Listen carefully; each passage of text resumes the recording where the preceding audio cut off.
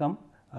So, this is the lecture number 15 of module 3, where we are discussing the anisotropic elasticity.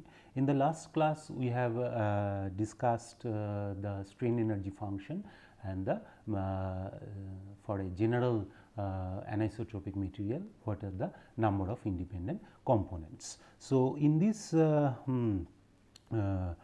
lecture, we will use certain special type of anisotropic material, where actually we will use the symmetry conditions to derive certain class of materials. For instance, monoclinic material, where we will observe a one plane of symmetry. So, now we have seen in the last class that the strain energy function of the all these strains, right, epsilon 1 square, epsilon 2 square and so on. So, now what this symmetry means actually, we will understand it first. Now, suppose we suppose there is a plane of symmetry in a material. So, if we rotate this material about that plane, then my material constant is essentially will change. So, which is C I j k L and C I j C dash I j k L will be C I j k L. Now, but even if it changes, if I rotate this material,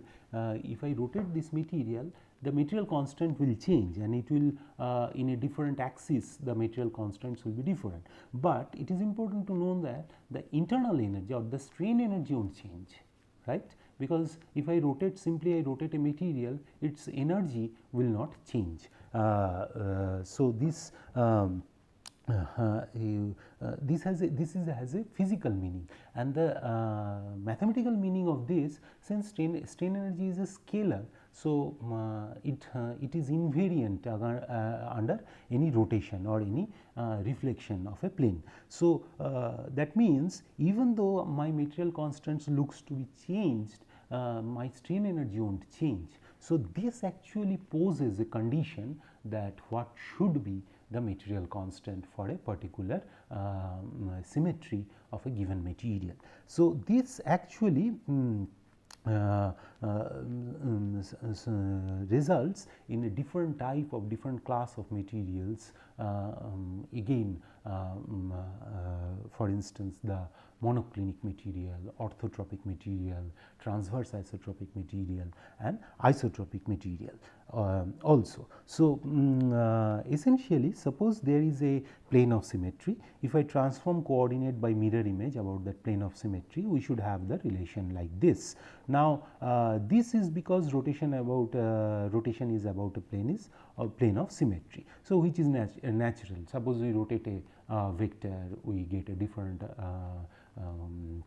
magnitude of different components of the vector. Similarly, if we rotate a matrix, we will get a different transform matrix, and similarly this is a fourth order tensor. So, if we rotate about a plane, so you will get a different components, so different material constants, so which is represented by this. But actually this may not be true, because the material constant is an inherent property of the body. So, if I rotate this, and my strain energy function will not change, and so since my strain energy function will not change, these constants will pose a restriction what should be and what should not be in the constants. So, let us see how we can impose these restrictions of elastic constants further for a different special materials. So, this is because also considering the fact that strain energy is a scalar,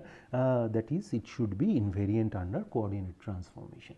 So, as I told, the scalar is invariant under coordinate transformation or rotation or deflection. So, we can eliminate some of the constants from the constitutive matrix, and if I can use certain symmetry, certain type of symmetries, we can actually get the different materials. Now, coordinate transformation has already been taught to you. So, this coordinate transformation, if I write it in a initial form, it looks like this for stress strain, and then if I write it in a for a fourth order tensor, it looks like this. Now, this is impossible to write it in a matrix form, but this can be written in the matrix form. So, if I write it sigma dash is essentially q transpose sigma q, and similarly epsilon dash is q transpose epsilon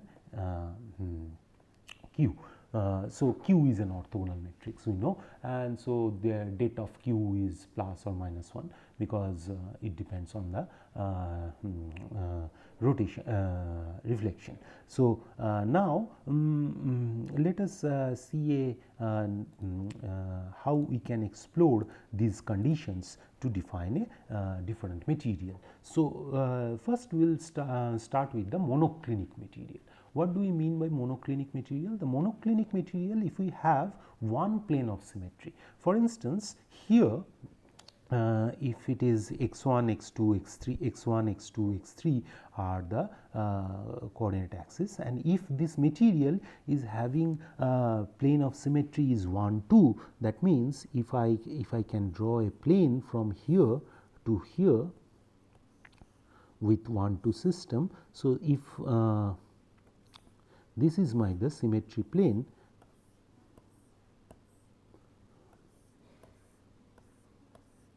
so here now if I take the mirror image of the about this plane, then I get a x3 will be opposite side naturally. So, this will give me a rotation matrix of this form, right. So, which will be -1 in the third component, 3D component of the rotation matrix. So, this type of material is known as the orthogonal monoclinic material. Now, if I use my strain transformation formula, we can just simply write it epsilon dash 1 1 equals to epsilon 1 1. So, we can do this. For instance, let us see how we can do this. So, our rotation matrix is this. So, which is 1 0 0 0 1 0 0 0 minus 1. Now, here my epsilon I j dash is q I p q j q epsilon p q. Now, how we arrive these formulas? So, essentially epsilon, suppose epsilon 1 1. So, epsilon 1 1 dash will be the under the rotated coordinate system is q 1 p q 1 p q j q epsilon p q, sorry, q 1 q. Now, q 1 p will be delta 1 p, right, because this is 1. So, now q 1 q will be also delta 1 q. So, it will be epsilon p q. Now, if you look this delta 1 p, when p and q will be 1, then only these are the 1, otherwise all those quantities are 0. So, in these quantities, if p equals to 1 and q equals to 1, then only these quantity means if p not equals to 1 and q not equals to 1, then this quantity is 0. So, finally, I can write only this is epsilon 1 1, right. Similarly, epsilon 2 3 and epsilon 3 3. Let us see epsilon 3 3. So, epsilon dash 3 3 equals to delta q 3 p q 3 q epsilon p q, right. Now, q 3 p is essentially minus delta 3 p, right, because this is minus. So, similarly 3 q is minus delta 3 q epsilon p q, right. So, if I do this now, again with this similar condition, only at Q3 P and Q are 3 it is valid. If it is P not equal to 3 and Q not equal to 3, then this quantity becomes 0. So, this becomes 2 minus becomes epsilon 3. So, this can be achieved in a different way also. For instance, if I use this matrix formula, for instance this epsilon transpose epsilon dash, this is my strain matrix, right, or strain tensor, then I can multiply Q transpose, which is Q transpose is Q essentially here. So, and this is my epsilon and this is my Q. Now, if I multiply this quantity, I will get like this: epsilon 1 epsilon 1 minus epsilon 1 epsilon 1 epsilon 2 minus epsilon 2 epsilon minus epsilon 1 epsilon minus epsilon 2 epsilon 3. So, if I multiply this, so it is essentially epsilon dash 1 epsilon dash 2. So, let us see epsilon 1 So, epsilon dash 1 epsilon dash 1 is essentially your Q 1p Q 3q epsilon p q, right. So, here Q 1 p is actually delta 1 p, right, and epsilon Q 3 q is actually minus delta 3 q, and this quantity is will be valid if only p equals to 1 and q equals to 3, otherwise all components will be 0. So, this becomes a minus, this minus will come out. So, this is essentially PQ. So, delta is essentially the Kronecker delta. So, this epsilon 3 becomes minus epsilon 1 3. Now, so if I do it for all component of strains, I will get like this. So, this gives me the this formula where this epsilon 2 3 epsilon 1 3 and how it will look if I rotate this strain components. So, in void notation similarly epsilon 1 3 and epsilon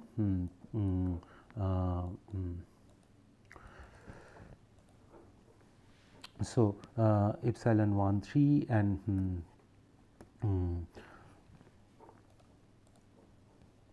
epsilon dash 1, epsilon 2 dash, epsilon 3 dash and so on, like. So, now if you look carefully, these systems will these systems will change only here.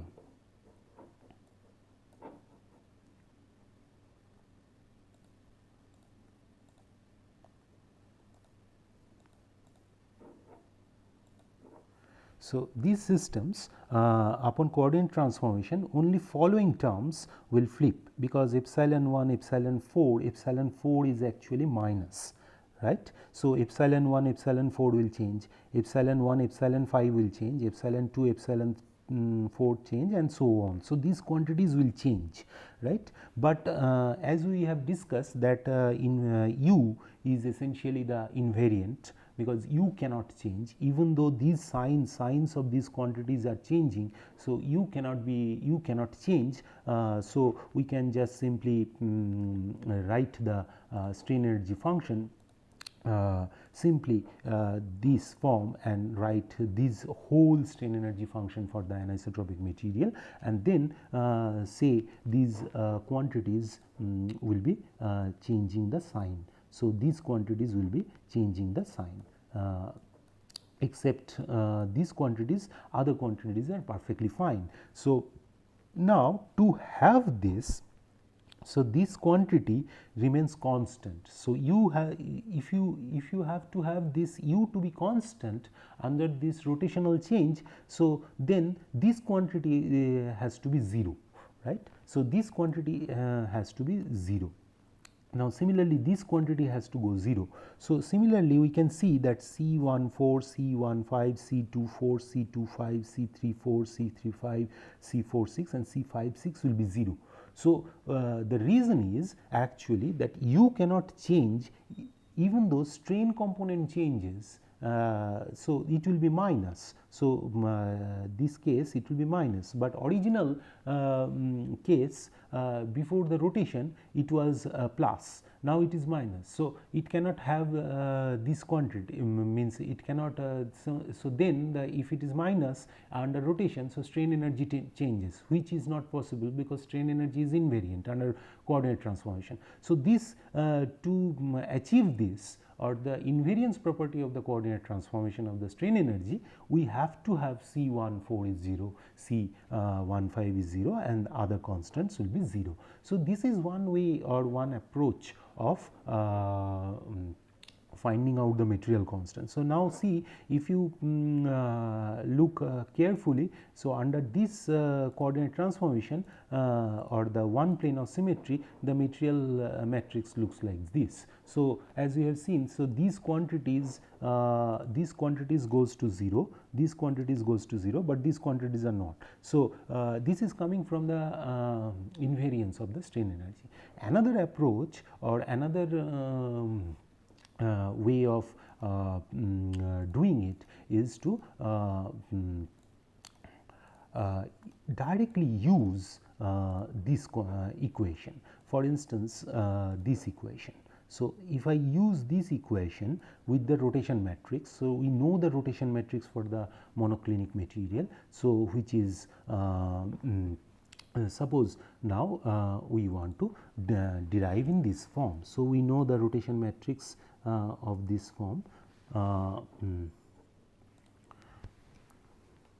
Q is essentially your 1 0 0 0 1 0 0 0 minus 1, right. So now our C dash I j k l is essentially Q I P Q I j q Q K R Q L S C P Q R S. Now similar to the strain transformation, we can directly for instance C 1 1 1 1, right, which is essentially C 1 1, right, for our contracted notation in the void notation. So if I write QIP, so QI essentially it will be Q1P, Q1Q, Q1R, Q1S and CPQRS.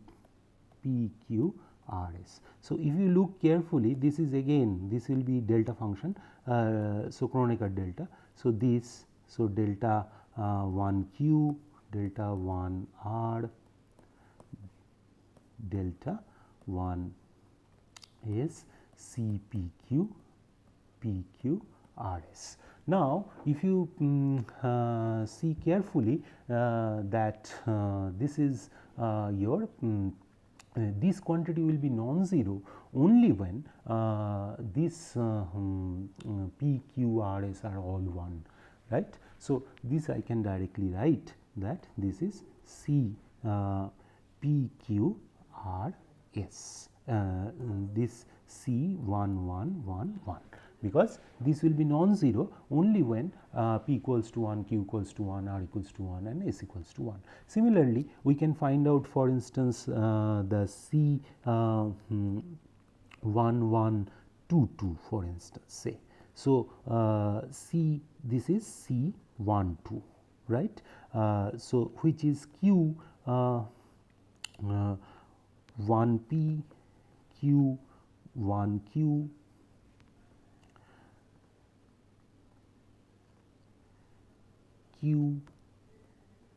Q2R, Q2S and CPQRS.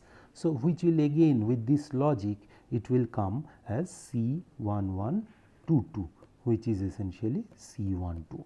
Now, if I write C1133, how it looks? Again this will be C13, right.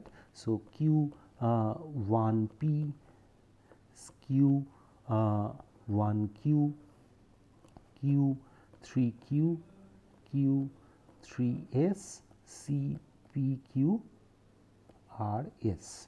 So, again with this logic these will be the delta 1P, delta 1Q, delta this will be minus, since 3Q. So, third component is negative. So, minus delta 3Q minus delta 3S.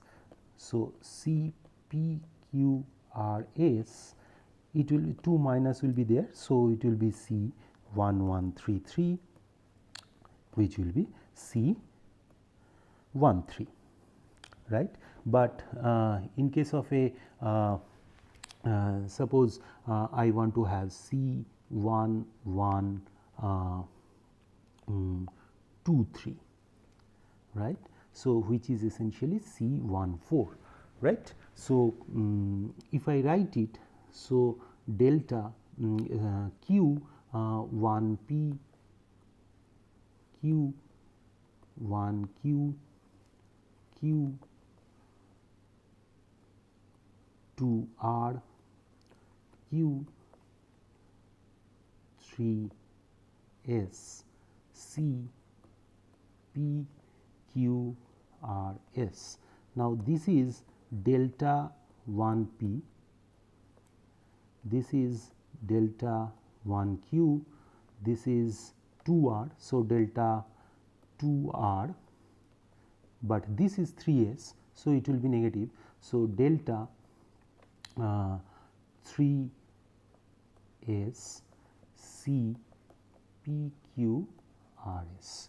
Now, again with this logic, when P equals to 1, Q equals to 1, R equals to 2 and S equals to 3, then it will be non-zero, otherwise it will be 0. So, if I write, so it will be minus C1, 1, 2, 3. Now, which is essentially minus C14. Now, if you look if C14 equals to minus C14, then C14 has to be 0. So, this way also we can derive for the monoclinic material. So, now